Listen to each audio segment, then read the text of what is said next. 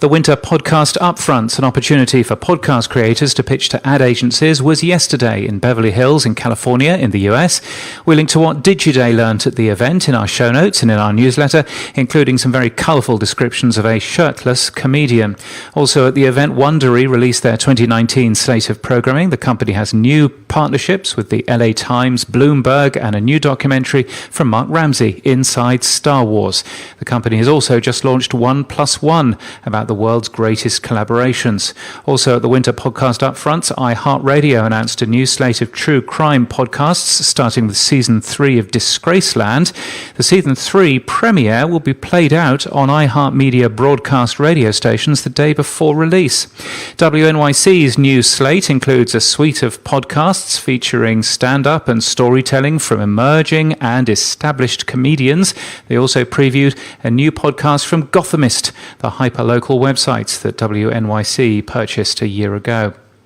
In other news, Marvel's Wolverine: The Lost Trail has a release date. It'll be exclusively available on Stitcher Premium from March the 25th. That'll cost you $4.99 a month.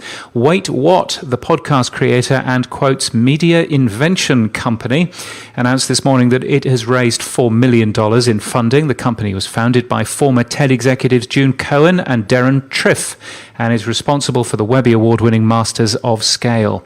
Sonar have released a new WordPress podcast theme called Caster Press. Google Podcasts has mysteriously and quite annoyingly disappeared from Android Auto, report a number of annoyed Redditors and me. Spreaker has added trimming functionality to its iOS app. The New York Times has promoted Theo Balcombe to executive producer of The Daily and News. Congratulations as well to Cadence 13, who've been recognised by Fast Company as one of the world's most innovative. They share the accolade with Twitch, Domino's and Mozilla.